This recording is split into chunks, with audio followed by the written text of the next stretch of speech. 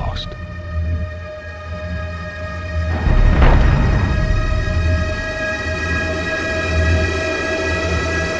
The Last of Us is one of my favorite games of all time. I remember vividly when this game came out. I remember going to my local gaming store, the store where I buy practically all my physical media, video games, vinyl, movies, books even, and they were sold out within an hour of them opening. It was crazy. It was the first time in my life at that point that I experienced a new release selling out day one. I ended up going to a Walmart across the street and they were sold out too. And then I went to a Target down the road and they didn't have one. And keep in mind, this was back in 2013, I think is when this game came out. So back then, Walmart actually stocked their new releases and you could count on them to have a new video game on their shelves the day it came out. But anyway, I remember feeling like I was losing my mind. But luckily, the GameStop just down the road from the Walmart and the Target did end up having a copy, this exact copy, and yeah. But anyway, the point is, I love this game and I have a lot of fond memories with it, and I felt like sharing that backstory.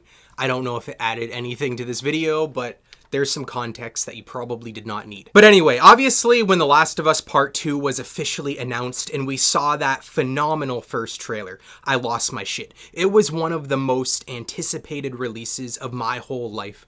And it was also kind of torturous, because if I'm remembering correctly, there was a couple years between the drop of that first trailer and the actual release of the game. I swore I'd look like Gandalf the Grey by the time I actually got to play it. But all of that hype, all those positive feelings that I had building up for The Last of Us Part 2 was short-lived. This ended up being one of the most disappointing gaming experiences of my whole entire life. But probably not for the reasons that you're expecting. I know The Last of Us Part 2 is a few years old at this point, but I'm gonna keep this video mostly spoiler-free because I know with Season 2 of the show airing right now, there's a greater possibility that some people watching this aren't familiar with the game, and I don't want to ruin anything for them. But with that being said, I know when The Last of Us Part 2 came out, so many people were not happy with a lot of the narrative choices, the way certain characters' stories ended, the focus on new characters that people didn't necessarily like, and the frustration a lot of people felt with the themes and the message the narrative was trying to convey, or the lack thereof as a lot of people saw it. But none of that bothered me. From day one, I really liked the story of The Last of Us Part 2. I liked the story that was being told. I liked the character arc that Ellie went through. I even liked Abby. From my very first playthrough, I thought Abby was a good character. In fact, I think I like Abby's campaign even more than Ellie's. When it comes to the story of The Last of Us Part 2 and the themes and the narrative choices, I don't have a lot of problems or criticisms. I personally, again, think the story is really damn good, and a lot of those moments have lived in my head rent-free since I played the game, which, by the way, I've only played The Last of Us Part 2 once before making this video. But believe it or not, all of my criticisms for The Last of Us Part 2 when I played it for the first time, the reason why this was one of my most, again, disappointing gaming experiences was all down to the gameplay design, the level design, the way that the pacing played out, but mostly the level design, which I feel like is something a lot of people praised back then, even people that didn't really like the story. But with Season 2 of the show out now, it's gotten me in the mood to give the game another shot finally. I really wanted to play it again, hoping that this time around my mind would change, because as it is, it really sucked for me loving everything about the first game, but only liking the story of the second game and not really liking the gameplay at all. So that's what I've been doing. I've been replaying The Last of Us Part 2 to see if I was wrong about my initial conclusion and to share my thoughts right now with you guys after having played the game for a second time. So I'm going to jump into the video. I'm going to show you guys some raw gameplay, but before I do that, if you're new here, if this is the first video of mine that you're watching, you should hit that subscribe button. I talk about video games all the time on this channel. I do day one reviews very frequently, but there's a slight shift in content lately if you haven't noticed. With this time of year always having not that many new game releases, I thought it would be fun to experiment with different sorts of content on this channel. Videos like this where I go back and I play some games and I talk about things that aren't necessarily new. But anyway, enough with this introduction. Let's talk about The Last of Us Part 2.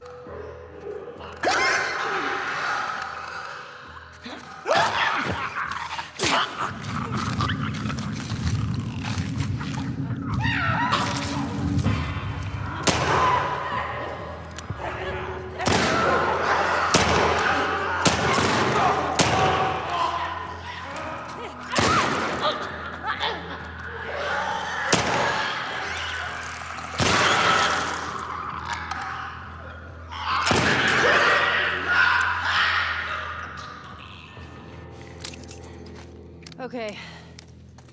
That's all of them.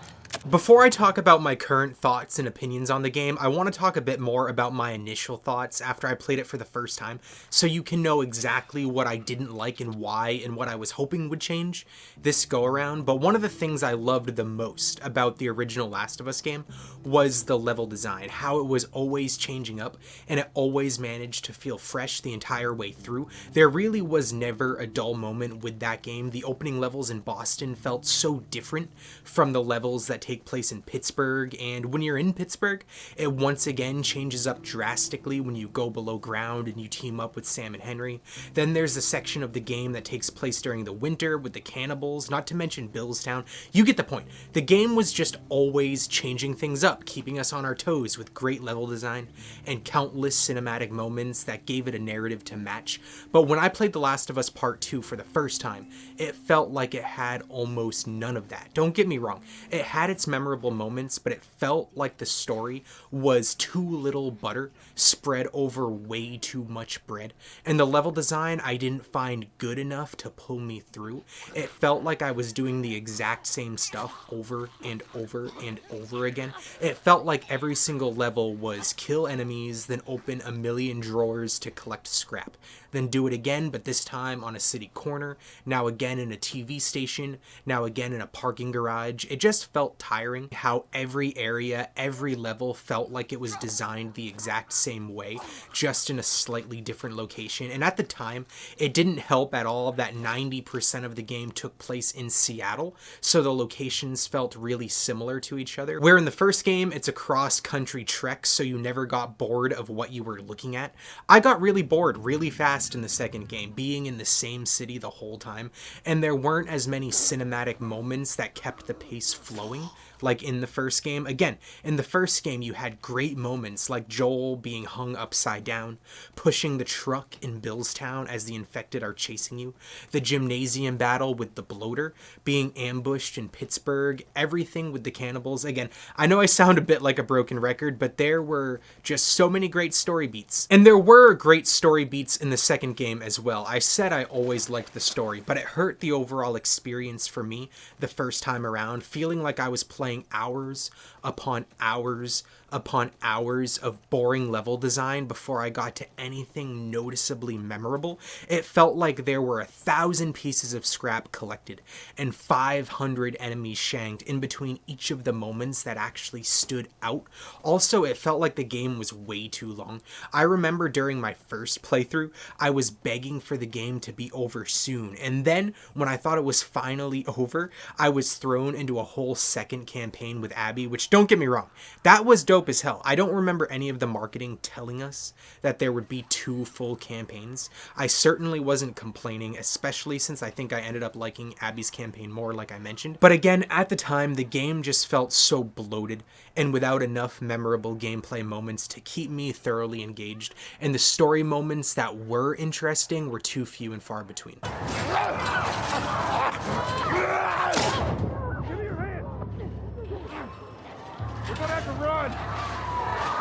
But one of the reasons why I took my initial opinion, my initial thoughts on The Last of Us Part 2 with a grain of salt was because I was in a weird headspace at the time. I don't know what the hell was going on with me, but there was like a 1 to 2 year gap, maybe even 3 years, where I could not pay attention. I could not focus on anything. Video games, something that I used to love. I could sit here and I could play video games for hours. I couldn't play for more than 15 to 20 minutes without my mind just racing, without me feeling the need to stand up and pace around or scroll on my phone. TV shows that I loved, I stopped watching. Movies that I used to love, again, watching and picking apart and dissecting and discussing, they just couldn't hold my attention. Nothing could hold my attention. I had the attention span of a goldfish, and I knew even back then that that probably played at least somewhat of a role in my initial thoughts with The Last of Us Part 2. I always thought if I returned to it with a cleaner state of mind, there's, again, a likelihood that I would like it at least a little bit more. Luckily, I do have a clear mind as I play through this game a second time, and now let's actually get into my current thoughts.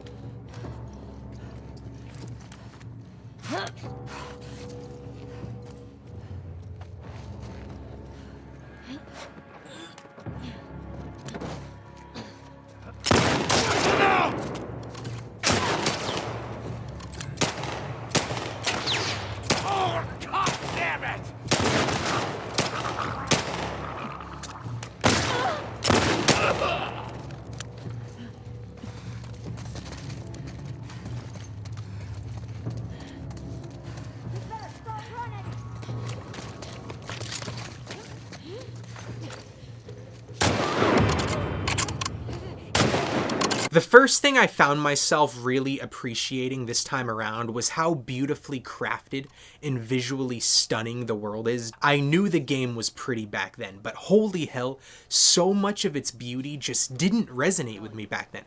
Naughty Dog have always been masters of visual storytelling. They have whole narratives that can be completely missed if you don't pay attention to your surroundings. I said I'm gonna keep the spoilers to a minimum, so I'm gonna just hyper focus on Ellie day one here, but there's just so much substance to the world building of Seattle in such a short period of time.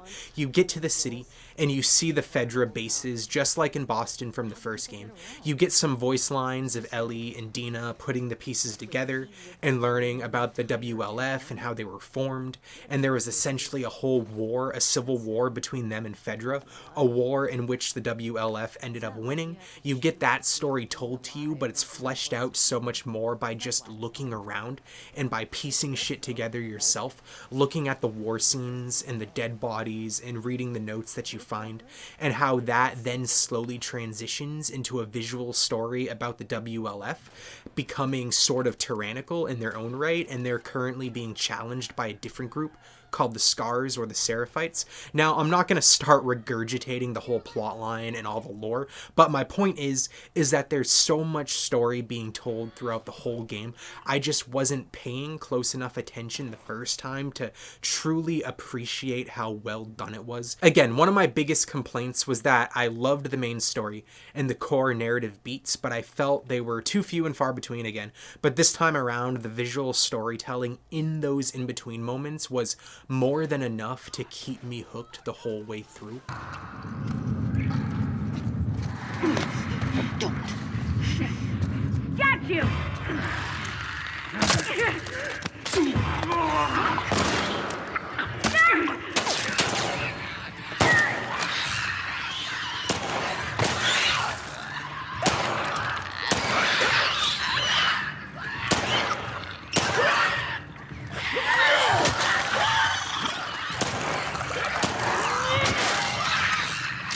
The next thing I found myself liking a lot more this time was the setting, and I guess this is pretty much just piggybacking off of all the stuff I just said about the visual storytelling of Seattle, but like I said, during my first playthrough, I was really disappointed that 90% of the game took place in one location, Seattle. The first game really did spoil the shit out of me with its road trip approach, but now I really love this aspect of the game, not only because of the visual storytelling like I just talked about, but the tone and the atmosphere of the city. At times, it seems like the main character of the game isn't Ellie or Abby at all, but Seattle itself. The slow burn approach that really annoyed me the first time around was one of the game's greatest strengths this time.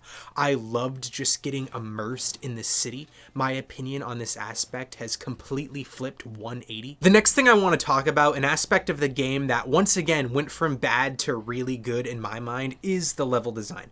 But I do want to say that yes, I still wish it was a bit more varied. I wish there were a bit more cinematic moments in the gameplay and not just delegated to cutscenes.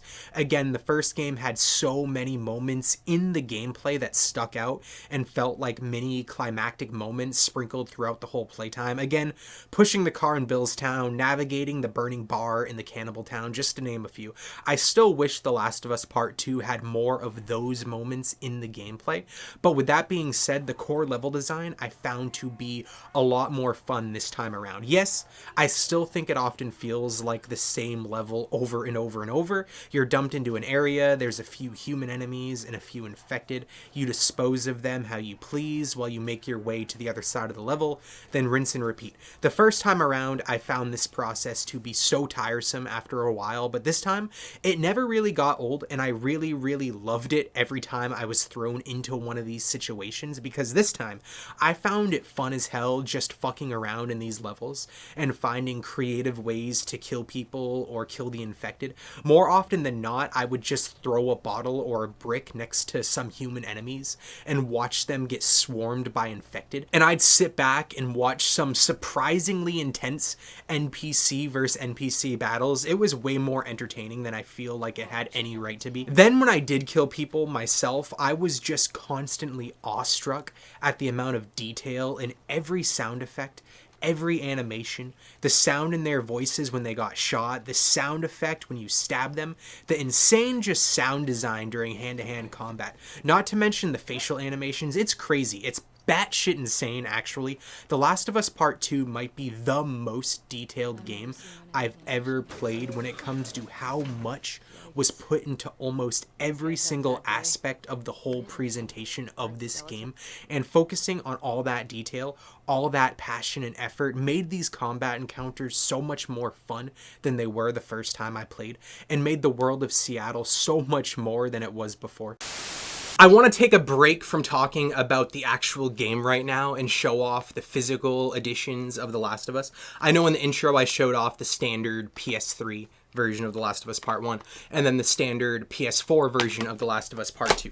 But I'm a huge collector of physical video games, physical media in general, if you don't know.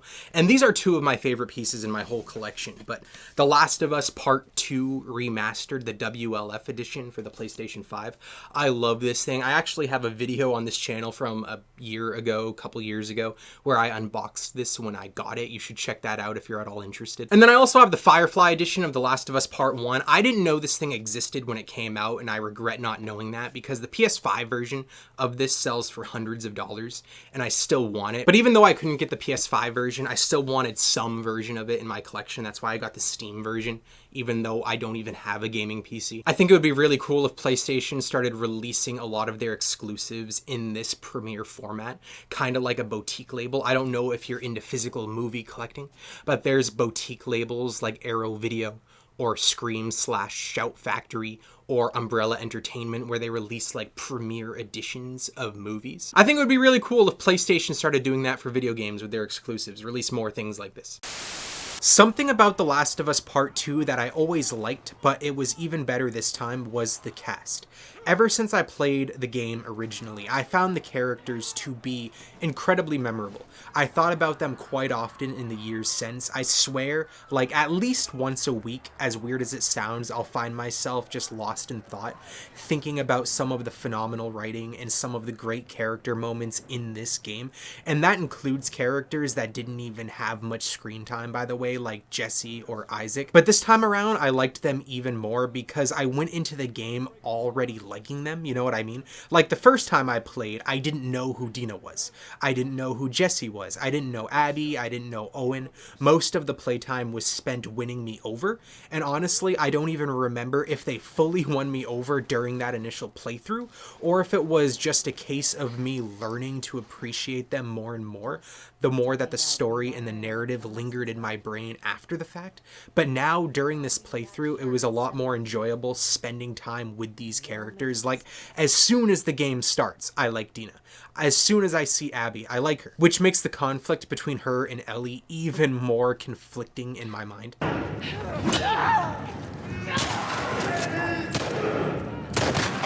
Through this door! Come on! Hurry!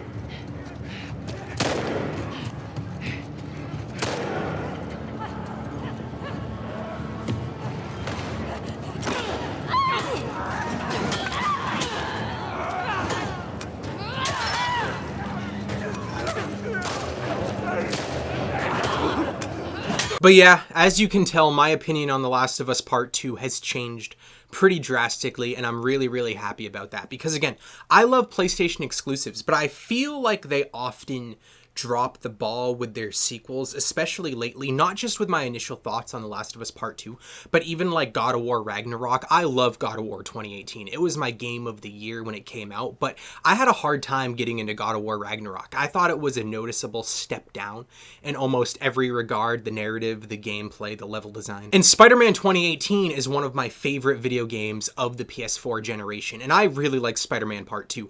I don't think Spider-Man 2 is nearly as bad of a sequel as I initially thought with The Last of Us Part 2, and I still think with God of War Ragnarok, I really love the story of Spider-Man Part 2, but when it comes to the open world level design and the gameplay design, I do think it was a step down from the original game. But yeah, luckily, I no longer think that's the case with The Last of Us Part 2. I can now say I love both games in the franchise. Back then, it was I love The Last of Us Part 1, and there are some aspects of The Last of Us Part 2 that I like, but it still lived in my mind as my most disappointing gaming experience, especially since I was looking forward to it for years and years and years. But now I love The Last of Us Part 2, and I think there are a lot of aspects of this game that are genuinely better than the first one. But anyway, I want to know what your thoughts are on The Last of Us Part 2, because I've never properly talked about it on this channel, and I know it's one of the most polarizing games ever, so I'm curious what your thoughts are on the game down below. But if you haven't played The Last of Us Part 2, or you're just not interested in talking about it, but you made it this far in the video, one, thank you.